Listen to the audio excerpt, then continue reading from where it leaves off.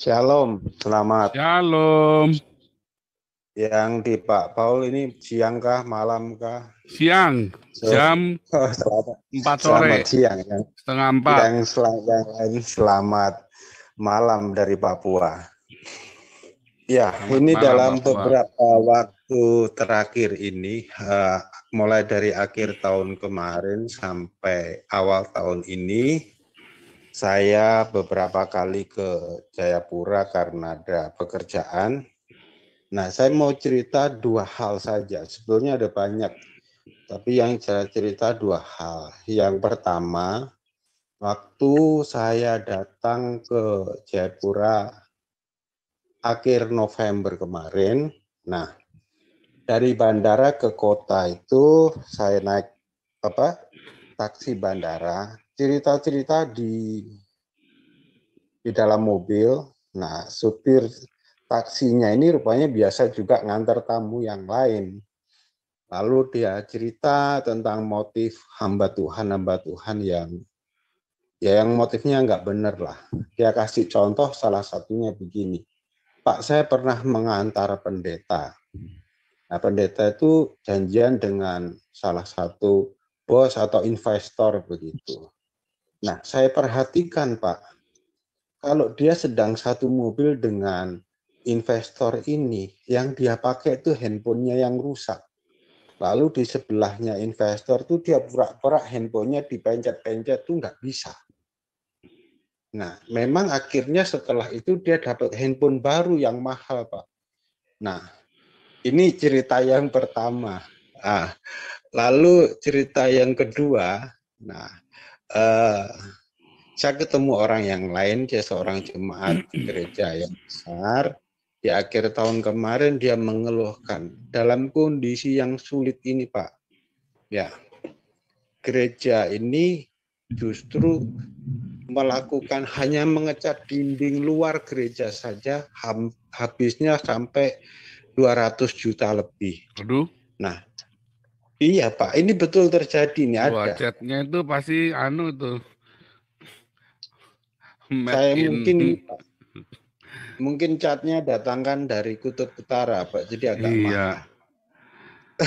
pakai Maksud airnya saya begini. destilasi dari Alaska. Jadi begini, dia cerita maksudnya, aduh Pak, ini dalam kondisi sulit begini, masyarakat lagi susah. Nah, ini malah gerejanya ini membangun apa? Bukan membangun, hanya ngecat untuk akhir tahun. Itu 200 juta lebih. Nah, Jemaatnya sedangkan berapa banyak itu? ini Pak yang menarik. Kayak saya ngobrol, saya dalemin. Kalau lagi rame, itu ya 80 jiwa Pak hari Aduh, Minggu. Kalau sepi ya 40. Nah, saya aduh. datang Pak. Saya datang sengaja datang ke gereja itu datang. Dan memang gerejanya sangat sangat mewah Pak. Peralatan musiknya semuanya kebetulan saya bisa akses ke dalam. Sangat mewah, sangat bagus. Semuanya serba luar biasa. Mic-nya untuk mic-nya ini Pak. Saya kebetulan bisa kenal langsung dengan bagian sound engineer-nya. Nah, mic-nya untuk pembicara ini harga 12 juta ya, untuk di Papua ya, untuk harga itu sudah mahal lah Pak. Ya, mungkin di Jakarta ada yang lebih, tapi nggak tahu. Ini 12 juta untuk mic pembicaranya saja, Pak. Ada artinya perangkat lain-lain juga mahal. Kerjanya luar biasa. Saya tanya dari sound engineer-nya tahu. Kalau rame itu 80, pernah 100 orang, Pak, itu. Gedungnya luar biasa. Nah, yang sebetulnya yang saya mau tanyakan bukan ini. Terkait itu tadi cerita-cerita saja, tapi yang saya mau tanyakan gini, ternyata Pak di apa motivasi yang salah dari hamba Tuhan ini juga didukung dari sikap orang-orang, kebanyakan orang Kristen, tidak semuanya, yang sedang dalam kondisi sulit ini Pak. Mereka sedang mencari jalan keluar yang cepat, diberi harapan. Oh, kalau kamu memberi persembahan begini, Tuhan akan mengembalikan berkali lipat. Nah, salah satunya begitu. Nah, ya kan, seolah-olah kayak maaf ini bagi saya, seolah-olah Tuhan tuh kayak apa bandar togel saja, Pak. Pak Paul tahu togel enggak? Tahu. Ya Pak, kalau pasang 100.000 bisa dapatnya 100 juta Pak. Kalau nggak tahu berapa angka Dulu saya begitu. malah tukang Nah ramal artinya, togel. artinya Serius ya, begini. dulu saya tukang ramal togel dulu tuh. Ya, artinya begini. Hal-hal begini, motivasi yang salah itu sebetulnya didukung dari jemaat ini Pak. Jemaat yang sedang mencari jalan keluar, yang sedang kesulitan. Nah, pertanyaan saya begini. Yang sikap kita supaya efektif Pak, kalau kita mendidik orang lain, jemaatnya orang lain itu kan agak susah ya. Yang sudah kena itu Pak, artinya jor-joran kasih uang ke gereja supaya dengan harapan Tuhan balikin berkali lipat.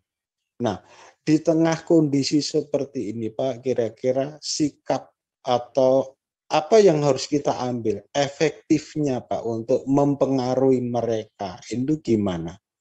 Nah, ini pertanyaan saya Pak, karena saya lihat itu capek deh Pak. Ya, pada orang maksudnya rasanya kalau memberi di gereja nanti pasti dapat ya berkali lipat. Itu kan, ini motivasinya. Atau kalau dalam kesulitan asal sering datang ke gereja itu didoakan oleh pendeta itu nanti semuanya akan pulih dengan seketika. Artinya Pak, bukan Tuhannya yang dicari akhirnya, tapi pendetanya. Bahkan saya tambahkan satu cerita Pak, ada salah satu yang spesialis mendoakan ini Pak, pengusaha-pengusaha yang kesulitan, dia bagian mendoakan itu. Nah, jadi supaya kalau Pak Paul punya usahanya lagi seret, dia nanti yang doain Pak. Nah ini ada juga seperti itu. Nah maksud saya menyikapi ini Pak supaya mereka juga enggak terus hanyut ke sana. Nah ini kira-kira bagaimana Pak? Silakan Pak Api Kak.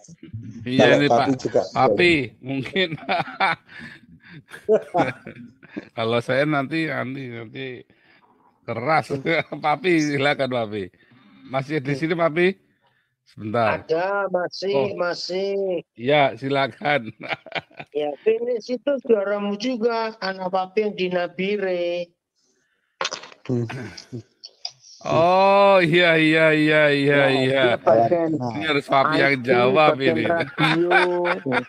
Geli saya. Iya. Jadi jawabannya, suara-suara yang berjemaat di gereja yang pendetanya seperti itu, cepat keluar, jangan lama-lama di situ. Baru mau bilang. Mendingan tinggalin. Siapa suruh jadi jemaatnya? Iya, daripada suara diperas terus duitnya. Begini Pi. Dikatakan bagaimana jemaat akan menyontoh kalau pendetanya naik Mercy, naik Ferrari, jemaatnya sepeda ontel. Ya, jadi keluar sajalah. Ya, benar. Maksudnya ayo, begini. Tuhan, Ya. yang termasuk Maaf, ini kita bertobat. Maaf, pertanyaannya begini. Saya sudah sampaikan itu, tetapi maksudnya begini. Mungkin bukan tersihir ya. Mereka ini kayaknya sudah yakin betul. Susah dikasih tahu gitu loh. Atau dibiarin saja atau bagaimana? Ya biarin aja, dia maunya dibohongin terus kok. Ya wes lah kalau begitu. Tapi menyedihkan sekali. Kasihan loh. Memang kasihan. Ya pasti menyedihkan. Sulit loh, karena memang ada orang yang senang dibohongin soalnya ya. Saya kan pernah S2 marketing juga kan. Walaupun cuma tinggal tesis, waktu tak tinggal gara-gara saya pindah sekolah teologi itu kan. Terus saya juga pernah jadi direktur marketing di sebuah perusahaan besar. Ya beberapa kali. Orang itu memang suka dibohongin, masalahnya itu loh. Kalau Anda ngomong yang benar, malah nggak laku barangnya. Bukan bohong, tapi karena orang suka dibohongin. Contoh barang Jerman. Barang Jerman itu bungkusnya cuma coklat-coklat doang, kertas coklat. Nggak berjaji. Coba barang Cungko. Waduh, itu bungkusnya pakai plastik, kaleng plastik yang rapi itu loh. Iya. Baru dipakai 3 bulannya jebol. Barang Jerman mau pakai sampai kakimu jebol, nggak akan jebol-jebol itu spare part Jerman itu kan. Nah, itu Oke. tadi orang senang Ya, sudah. dibohongin gitu loh. Nah, ini mengatasi itu, Pak, supaya ya kita memang nggak bisa maksa orang. Ya, mesti rajin-rajin sharing ininya, channelnya Nitro 26 ini, N26 ini Siap. memang harus, Siap. sabdanya memang harus diviralkan, biar ada kejang-kejang. Oke. Saya baru ngomong, wadis kita memang saat ini, Papi ini. Siapa suruh jadi jemaatnya? Dong ya kak, kalau dibodohin terus, aduh. Aduh, wadinya kok bener ini. Mantap kali.